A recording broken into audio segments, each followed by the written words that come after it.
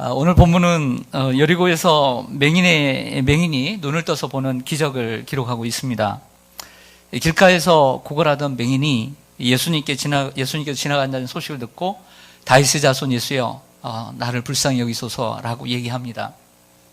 곁에 있던 사람들이 시끄러워서 조용하라고 나무라니까, 그럼에도 불구하고 아랑곳하지 않고 다윗의 자손 예수여, 불쌍히 여기소서라고 얘기를 합니다. 그러자 예수님께서 데려와라 말씀하시죠.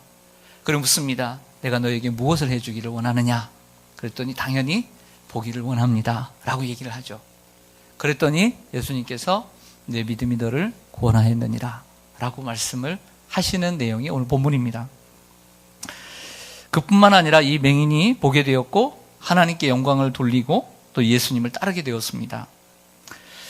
예수님께서 오늘 이 말씀을 좀 중요시 여겼으면 좋겠어요. 보라, 내 믿음이 너를 구원하였느니라 하셨는데, 이 말씀을 통해서 믿음과 구원에 대해서 제가 설명을 좀 드리고자 해요. 믿음과 구원. 어제도 어떤 집사님께서 수술을 앞두고 여러 날 동안 고민을 많이 하셨대요.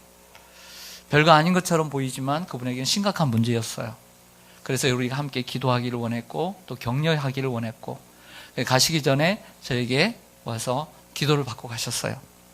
우리는 삶에 문제가 있을 때 주님 앞에 나아갑니다. 나아가면서 주님이 고쳐주실 줄 믿습니다라고 하는 확신을 가지고 나아오게 되는 것이죠. 우리는 이걸 가리켜 믿음이라고 표현들을 합니다. 그리고 구원이라는 것은 그 문제가 해결되는 것으로 생각할 수가 있습니다. 분명 우리의 삶에 문제가 생기면 주님께 나아가 그 문제를 아뢰고 맡겨야 합니다. 하지만 삶의 문제가 여전히 계속되는 것을 볼 수 있습니다. 우리는 삶은 계속되는 거죠. 자, 그러면 우리의 삶의 문제가 계속되는 우리는 믿음이 없는 건가요? 그리고 구원을 받지 못한 것일까요? 그렇다면 단순히 믿음과 구원을, 어려움이 있으면 하나님 앞에 확신을 가지고 나아가는 것이 믿음이고, 그리고 깨끗하게 나은 것이 구원이라고 설명하기에는 그 믿음과 구원의 설명이 부족하다는 결론이 나오는 것입니다. 이 맹인의 사건 외에도 내 믿음이 너를 구원하였느니라 라는 말씀은 여러 군데 많습니다. 그 가운데 오늘 본문의 바로 앞장에 있는 누가복음 17장에 여러분 잘 아시는 10명의 나병 환자 이야기 하시죠. 나병 환자가 예수님이 가신다는 말씀과 똑같이 불쌍히 여겨달라고 외쳤습니다. 그리고 너희들 가서 제사장에게 몸을 보이라고 했죠. 그래서 갑니다. 다 나왔습니다. 근데 몇 명이 돌아왔죠? 한 명이 돌아왔어요. 한 명이. 근데 이 한 명에게만 예수님께서 어떤 말씀하시냐면, 오늘 이 맹인에게 했던 말씀과 똑같은 말씀을 하세요. 보라, 내 믿음이 너를 구원하였느니라. 한 명에게만 했다는 것이죠. 그러면 그 9명, 그렇다고 한다면 그 9명은 결과적으로 믿음은 어디 있고 구원은 어디 있느냐라고 하는 것이죠. 여기에 바로 믿음과 구원의 그 정의가 나오게 됩니다. 앞에서 언급한 것처럼 믿음이 삶의 문제와 확신을 가지고 주님께 나아가는 것이고, 구원이 그 문제의 해결이라고 한다면 10명 모두 믿음이 있고 구원을 받았다라고 해야 합니다. 이해가 하시죠? 하지만 예수님은 그 10명 모두에게, 9명에게 믿음이 있고 구원을 받았다라고 하지 않았다는 것이죠. 누가복음 17장에 돌아온 한 명과 오늘 18장의 이 맹인의 공통점을 살펴본다면, 오늘 말씀 비교해 보면 그것은 하나님의 영광입니다. 따라하겠습니다. 하나님의 영광. 누가복음 17장 15절 한번 보실까요? 한 장만 앞으로 넘겨주세요.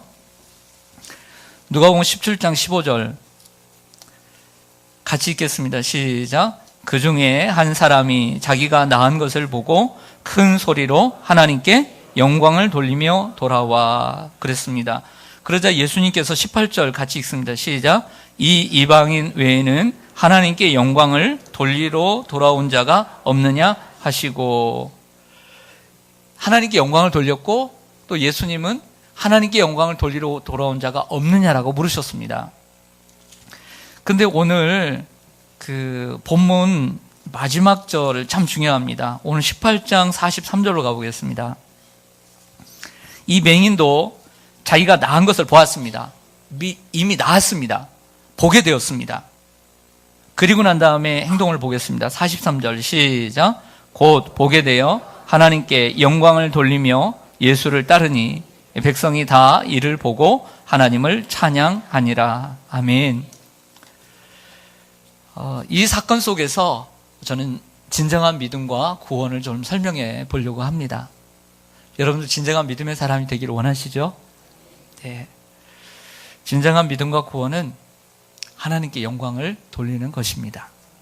우리가 어떤 상황에 있든, 어떤 지금 어려운 상황이 있든, 아픈 상황이 있든, 정말 고통 속에 고난 속에 있든 하나님께 영광을 돌리고 있다면 진정 믿음이 있는 사람이고 그는 구원을 받은 사람입니다. 할렐루야. 하지만 반대로 9명의 나병 환자들처럼 나의 삶의 문제가 다 해결이 되었다 할지라도 하나님 앞에 영광을 돌리고 있지 않다면 그 믿음은 재고해 봐야 합니다. 또한 진정한 구원이란 단순히 육체적인 회복, 물질적인 회복, 문제의 해결이 아니라는 것이죠. 진정한 구원이란 하나님께 영광을 돌리는 것입니다. 하나님께 영광을 돌리지 못했던 사람이 하나님께 영광을 돌리는 자리로 나아가는 것, 그것이 구원이라는 거죠. 구원은 하나님께 영광을 돌리지 않던 사람이 하나님께 영광을 돌리는 자리로 나아가는 것, 이것이 구원이라고 계속해서 복음서를 통해서 말씀해주고 있다는 것입니다. 여러분, 고난주간입니다. 오늘 예수님께서 제자들의 발을 씻기시고 성만찬을 하시고 겟세마네로 가셔서 기도를 하시고 잡히시는 밤입니다. 예수님께서 십자가를 지시고 우리를 구원해 주셨습니다. 믿습니까? 자, 이 말은 우리는 그 사실을 믿음으로 또 구원을 받았는데, 우리가 믿음으로 구원을 받았다고 해서 우리의 삶의 문제가 다 해결되는 것은 아닙니다. 자, 우리가 예수님께서 나를 위해서 십자가에 못 박혀 죽으셨습니다. 난 그분을 믿습니다. 그래서 구원을 받았습니다. 자, 이 말은 이후에, 구원받은 이후에 내 삶에 아무런 문제가 없을 것이라는 말이 아니라는 것이죠. 또한 앞으로 우리가 건강하게 살고 물질적인 풍요 속에서 아무 고민 없이 산다는 뜻도 아닙니다. 예수님께서 우리를 위해서 십자가에 못 박혀 죽으셨습니다 라고 하는 말의 진정한 의미는 앞으로 내가 어떤 문제가 있어도, 어떤 어려움이 있어도, 어떤 고난이 닥쳐도 우리 주님만을 바라보고 주님만을 묵상하며 주님이 가신 길을 따라가며 하나님 앞에 영광 올려드리는 삶을 살겠습니다 라고 하는 뜻을 갖고 있는 것입니다. 여러분들이 삶의 문제를 가지고 있고, 건강의 문제가 있고, 자녀의 문제가 있고, 부부의 문제가 있고, 그래도 나는 하나님께 영광을 돌리며 살리라 라는 믿음을 가지기는 여러분들 시기를 소망합니다. 오늘 본문에서 이제 한 사람만 더 살펴보겠습니다. 오늘 누가복음 18장에 이 맹인이 낳은 사건 속에서 한 사람이, 한 부류가 더 드러납니다. 그것은 백성들입니다. 다시 한번 누가복음 18장 43절 마지막 절을 좀 보시죠. 맹인이 곧 보게 되어 하나님께 영광을 돌리며 예수를 따르니 백성이 다 이를 보고 하나님을 찬양하니라. 예, 누가 더 드러나죠? 백성입니다. 백성이. 복수겠죠? 이 백성들은 맹인의 기적 사건을 곁에서 보았습니다. 그리고 맹인이 결과적으로 하나님께 영광을 돌리고 예수님을 따르는 것을 보았습니다. 계속 보는 사람들이었습니다. 근데 이들이 보고 마지막에 뭐 하는지를 보세요. 뭐였습니까? 하나님을 뭐였습니까? 찬양하니라. 자, 하나님을 찬양한다는 것은 하나님께 영광을 돌린다는 것입니다. 근데 오늘 본문에서 의아한 부분이 있습니다. 보기는 했지만 이 백성들, 보고 있던 백성들은 자신의 문제가 해결된 게 아닙니다. 자신의 문제들은 여전히 있습니다. 어제 세 가정을 제가 신방을 했습니다. 두 가정은 공식적으로 신방을 하고 한 가정은 비공식적으로 이렇게 면담이 있어서 했습니다. 좀 가슴 아픈, 행복해 보이지만 나름대로 가정마다 얼마나 아픔이 있었는지 모릅니다. 그래서 제가 깨달았어요. 참 저렇게 행복해 보여도 참 가정마다 꼭 한두 가지씩 문제가 있구나 라는 생각을 해보았습니다. 여러분, 이 사람들도 자기의 문제들이 있음에도 불구하고 자기가 나은 것이 아닙니다. 자기가 경험한 것도 아닙니다. 단지 예수님께서 이 맹인을 고친 것을 보았습니다. 그리고 이 맹인이 하나님께 영광을 돌리고 예수님을 따르는 모습을 보고서 하나님을 찬양했습니다. 할렐루야. 자, 이것이 중요합니다.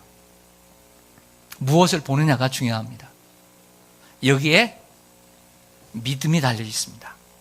이제 예를 들어 보겠습니다. 예를 들어서 많지만 요한복음 2장을 이렇게 보면 갈릴리 가나에서 예수님께서 첫 기적을 행하신 것 아시죠? 혼인잔치가 열렸는데 너무나 소중한 그 포도주가 떨어졌습니다. 그래서 물을 넣어서 그 물로 포도주를 만든 사건입니다. 너무나 다 아는 사건이죠. 근데 여기서 우리가 좀 보고 싶은 것은 그 잔치 자리에서 결과적으로 두 부류로 나눠집니다. 그 두 부류는 보는 것이 다른 사람이죠. 마지막 절에 요한복음 2장 11절에 뭐라고 이 요한은 이 글을 맺느냐면 예수께서 이 표적을 갈릴리 가나에서 행하여 그의 영광을 나타내시며, 즉 예수님께서 이 표적을 나타내신 단 하나의 이유는 예수님의 영광을 나타내기 위해서 이 기적을 베풀었던 것이죠. 그런데 이 영광을 본 사람들은 누구냐면 제자들이었어요.